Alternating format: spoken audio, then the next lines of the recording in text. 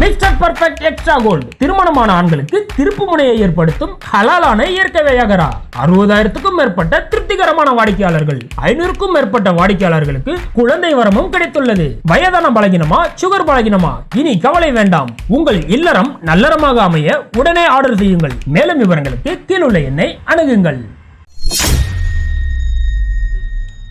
இன்னைக்கு சர்வதேச அளவில் இருக்கக்கூடிய செய்திகளில் மிக முக்கியமான ஒரு செய்தி, வாட்ஸ்அப்பில் பரவக்கூடிய ஒரு வீடியோ.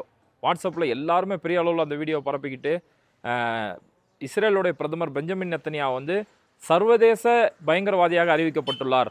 அதுவும் ஐரோப்பிய நாடு எல்லாம் சேர்ந்து பெஞ்சமின் நெத்தன்யாஹு ஒரு சர்வதேச பயங்கரவாதி அப்படின்னு சொல்லி அறிவித்தது மட்டும் இல்லாமல் ஒரு பெரிய ஃபோட்டோ, அந்த ஃபோட்டோ ஒரு திறப்பு விழா செஞ்சு இவன் ஒரு மோசமான சர்வதேச பயங்கரவாதி அப்படின்னு சொல்லி ஒரு ஃபோட்டோ திறப்பு விழா நடக்கக்கூடிய ஒரு வீடியோ. இந்த வீடியோவை பெரிய அளவில் இன்றைக்கி எல்லாருமே வாட்ஸ்அப்பில் வைரலாக பரப்புகிறாங்க. பரப்புறது மட்டும் இல்லாமல் இதை எல்லா வாட்ஸ்அப் குரூப்லேயுமே பரப்பி இந்த வீடியோவை உலகம் முழுக்க போய் சேருங்கள், வைரலாக்குங்கள் அப்படின்னு சொல்லி இந்த வீடியோ பெரிய அளவில் இன்றைக்கி வைரல் ஆகிட்டு இருக்கிறாங்க. சரி, இப்படி எல்லாருமே வேகமாக ஷேர் பண்ணிட்டு இருக்காங்களே, இது உண்மைதானா அப்படின்னு சொல்லி போய் பார்த்தோம்னா இதில் துளி அளவு கூட உண்மை இல்லை. அப்படி ஐரோப்பிய ஒன்றியம் சேர்ந்து பெஞ்சமின் நெத்தன்யாஹு சர்வதேச பயங்கரவாதி அப்படின்னு சொல்லி எங்கேயுமே பரப்பலை.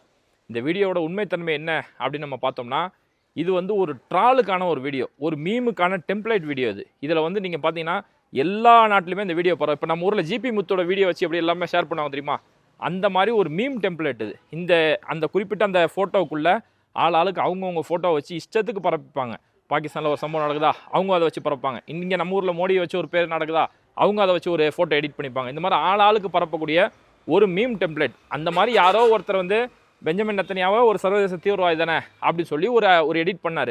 அது கடைசியில் என்ன ஆகிப்போச்சுன்னா, இது உண்மையாலே அறிவிச்சிட்டாங்க சர்வதேச பயங்கரவாதின்னு. இது அறிவிச்சது ஐரோப்பிய ஒன்றியம் இந்த மாதிரி அறிவிச்சிட்டாங்க அப்படின்னு சொல்லி இந்த வீடியோ கடுமையான அளவில் வைரலாக போகுது. இந்த வீடியோவில் எடிட் பண்ண வீடியோ அப்படின்றதுக்கு உதாரணம், இப்போ அதே வீடியோ வச்சு நம்ம ஒரு எடிட் பண்ணியிருக்கோம். அதை பாருங்கள்.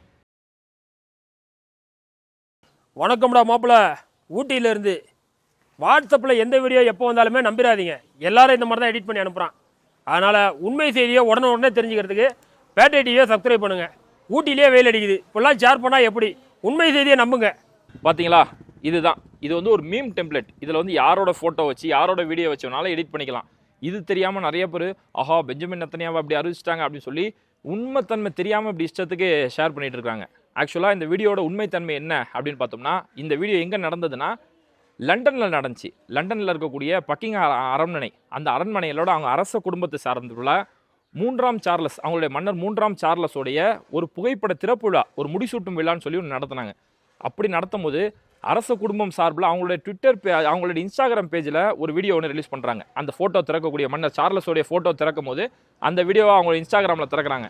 இந்த வீடியோவை எடுத்து தான் ஆளுக்கு அவங்கவுங்களுக்கு தேவையான ஃபோட்டோக்களை போட்டு எடிட் பண்ணி அவங்கவுங்களே ஷேர் பண்ணிப்பாங்க. அந்த மாதிரி தான் இப்போ பெஞ்சமின் நெத்தன்யாஹு சர்வதேச பயங்கரவாதி அப்படின்னு சொல்லி இந்த வீடியோ பெரிய அளவில் இன்றைக்கி ஷேர் ஆகிட்டு இருக்குது. அதனால் நம்ம எந்த செய்தி பரப்புறதா இருந்தாலும் சரி, எந்த செய்தி நம்ம படிக்கிறதா இருந்தாலும் சரி, அதோட உண்மைத்தன்மை ஆராய வேண்டியது முக்கியம்.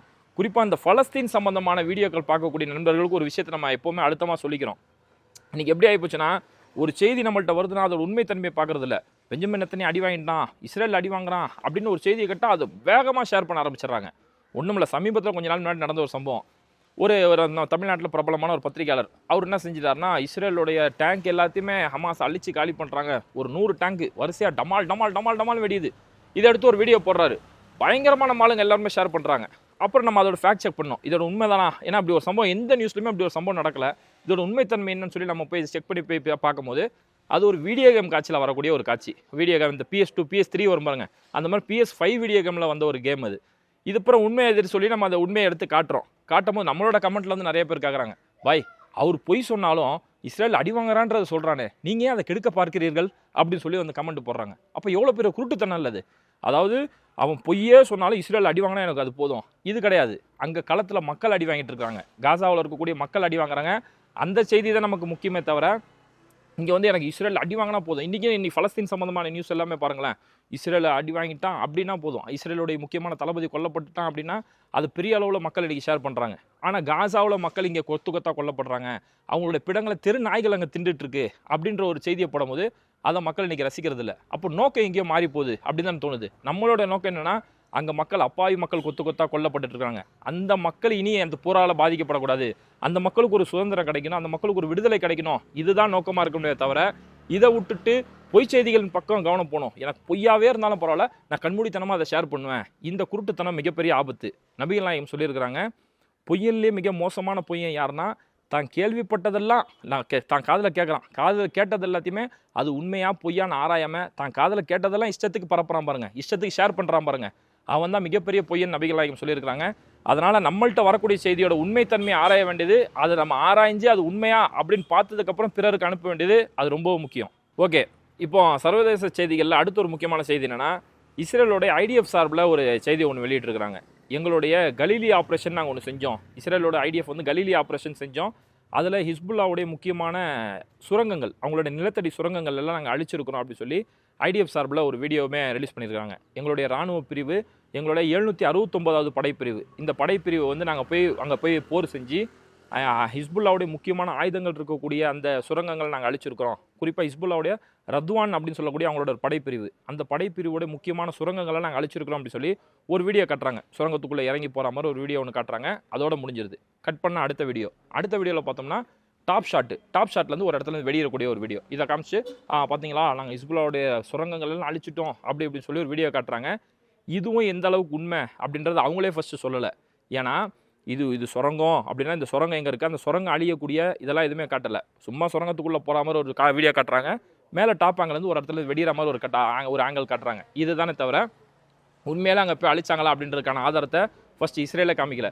இது எப்படி இருக்குன்னா, போன வருஷத்தில் நம்ம பார்த்தோம்னா காசாவில் இருக்கக்கூடிய முக்கியமான ஹாஸ்பிட்டல் எல்லாமே இது கீழே தான் ஹமாஸுடைய கட்டளை மையம் இருக்குது, அவங்களுடைய கட்டளை மையம் எல்லாம் இது கீழே தான் இருக்குன்னு சொல்லி ஒரு பொய்யை சொல்லிகிட்டே இருந்தாங்க. அப்புறம் அந்த ஹாஸ்பிட்டலில் இருக்கக்கூடிய மக்கள் எல்லாம் அநியாயமாக சிறைப்பிடிச்சு வெளியில் தள்ளாங்க இல்லையா, தள்ளிட்டு உள்ளே போய் பார்த்தாங்க உள்ளே ஒன்றுமே இல்லை. அப்புறம் இவங்களாவே செட்டிங் போட்டு அங்கே ஆயுதம் இருக்கிற மாதிரி, அங்கே முக்கியமான குரான் இருக்கிற மாதிரி இதெல்லாம் கொண்டு வந்து வச்சுட்டு எப்படி ஒரு செட்டிங் போட்டு அன்றைக்கி போன வருஷம் செட்டிங் பண்ணாங்களோ அதே மாதிரி ஒரு செட்டிங் மீடியா மாதிரி தான் இதுவுமே தெரியுது. அதனால் IDF இதை சொல்லியிருக்கிறதுல அவங்களே ஃபஸ்ட்டு ஆதாரத்தை காட்டல. ஓகே, இப்போ IDF சார்பிலேருந்து ஒரு வீடியோ விட்டுனேன், பதிலுக்கு ஹிஸ்புல்லாவுடைய தரப்புலேருந்து ஒரு வீடியோ ஒன்று வெளியிடுறாங்க. அதில் வந்து இஸ்ரேலோட முக்கியமான இராணுவ தளங்களை நாங்கள் தாக்கியிருக்கிறோம் அப்படின்னு சொல்லக்கூடிய ஒரு வீடியோ ஒன்று ரிலீஸ் ஆயிருக்கு. இது பார்த்தோம்னா இஸ்ரேலோடைய ஆக்ரேவோட பகுதி, நஹாரியா அப்படின்னு சொல்லக்கூடிய பகுதி, இந்த 2 பகுதிக்கு மத்தியில் இருக்கக்கூடிய இஸ்ரேலோட முக்கியமான இராணுவ தளம், அந்த இராணுவ தளத்தை ஹிஸ்புல்லா அடித்து தாக்கியிருக்கிறாங்க அப்படின்னு சொல்லக்கூடிய ஒரு வீடியோ இன்றைக்கி பெரிய அளவில் இந்த வீடியோமே வைரலாக போயிட்டுருக்குது. இது பார்த்தோம்னா இஸ்ரேலோடைய முக்கியமான இராணுவ தளவாட மையம், அந்த இராணுவ தளவாட மையத்தில் தான் ஹிஸ்புல்லா இந்த அட்டாக் அடிச்சிருக்கிறாங்க. இதில் பார்த்தோம்னா இஸ்ரேலால் அவங்க அடித்த ராக்கெட் சர மாதிரியாக வந்து அடிச்சுட்டே இருக்குது. அது அவங்களால இடைமறிக்க முடியாதால் பல தாக்குதல்கள் நேராகவே இராணுவ மையத்திலே போய் விழுந்துருச்சு. அந்த இராணுவ தளவாட மையத்திலே போய் அந்த தாக்குதல் விழுந்திருக்கு அப்படின்னு சொல்லி, அதாவது அவங்களுடைய அயன்டோம் திரும்பவும் தோல்வி அடைஞ்சிருக்குது அப்படிங்கிறது தான் இந்த செய்தியில் பார்க்க முடியுது. இப்போது 2 படைகளுமே மாறி மாறி அவங்களுக்கான தாக்குதல்கள், அங்கே சண்டைகள் ரொம்பவே தீவிரமாக போயிட்டுருக்கு.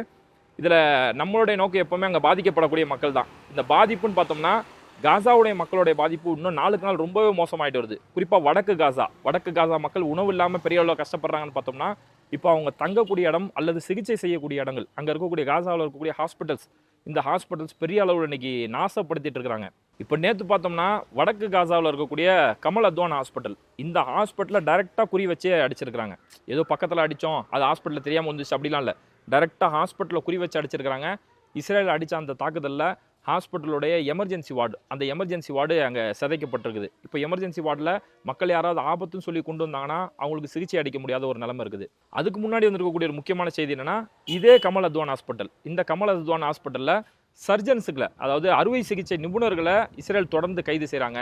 அங்கே இருக்கக்கூடிய இப்போ அங்கே ஒரு அறுவை சிகிச்சை நிபுணர் கூட கிடையாது, இருக்கக்கூடிய எல்லா அறுவை சிகிச்சை நிபுணர்களையும் கைது செஞ்சதால் மக்கள் இப்போ யாருமே அறுவை சிகிச்சை செய்ய முடியாத அளவுக்கு பாதிக்கப்பட்ட மக்கள் தவிக்கிறாங்க.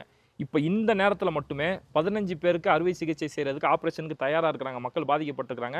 ஆனால் அவங்களுக்கு ட்ரீட்மெண்ட் கொடுக்கறதுக்கு சர்ஜன் இங்கே இல்லை, அறுவை சிகிச்சை நிபுணர் இல்லை. அந்த அளவுக்கு ஹாஸ்பிட்டலில் குறி வச்சு அந்த மக்களுக்கு யாரெல்லாம் உதவி செய்கிறாங்களோ அவங்க எல்லாருமே சிதைக்கக்கூடிய ஒரு மோசமான வேலையில் ஈடுபட்டு இருக்கிறாங்க. இப்போ பார்த்தோம்னா இது ஏதோ இந்த ஒரு ஹாஸ்பிட்டலில் மட்டும் இல்லை, இந்த ஒரு வாரத்தில் மட்டும் நடந்த சம்பவங்களை பாருங்களேன். ஜபாலியா பகுதியில் இருக்கக்கூடிய அல்-அவுதா ஹாஸ்பிட்டல், அந்த ஹாஸ்பிட்டல்லையுமே ஒரு தாக்குதல் நடத்தப்பட்டுச்சு. பைத்துல் லஹியாவுடைய பகுதியில் இருக்கக்கூடிய இந்தோனேஷியா ஹாஸ்பிட்டல், அந்த ஹாஸ்பிட்டலுமே தாக்குதல் நடத்தப்பட்டுச்சு. வடக்கு காசாவில் இருக்கக்கூடிய அல்-அக்ஸா ஹாஸ்பிட்டல், அந்த அல்-அக்ஸாவோட ஹாஸ்பிட்டல் பகுதியில் போட்ட வெடிகுண்டனால அதை சுற்றி கூடாரம் அமைச்சிருந்த மக்கள் எல்லாம் எரிஞ்சு செத்து போகக்கூடிய ஒரு மோசமான நிலைமை நடந்துச்சு. இப்போ அடுத்து இந்த ஹாஸ்பிட்டல் கமல் அத்வான் ஹாஸ்பிட்டலில் இவ்வளோ பெரிய மோசமான வேலைகளை செஞ்சுட்டு இருக்காங்க. அப்போ தொடர்ந்து இந்த ஜபாலியா, பைத்துல் லஹியா, இந்த கமல் அத்வான் ஹாஸ்பிட்டல், இந்த சரௌண்டிங்கில் இஸ்ரேல் கடந்த 20 நாளாக நடத்தக்கூடிய மோசமான தாக்குதல், இந்த மோசமான ஏவுகணை தாக்குதல், இதனால் என்னாச்சுன்னா கடந்த 20 நாளில் மட்டுமே 820 பொதுமக்கள், அங்கே பலஸ்தீன மக்கள் 820 பொதுமக்கள் அநியாயமாக கொண்டு குவிக்கப்பட்டிருக்கிறாங்க. அதனால் இந்த இடத்துல வந்து பெஞ்சமின் நெத்தன்யாஹூ ஒரு சர்வதேச தீவிரவாதி, சர்வதேச பயங்கரவாதின்றதுல எந்த ஒரு மாற்று கருத்துமே இல்லை.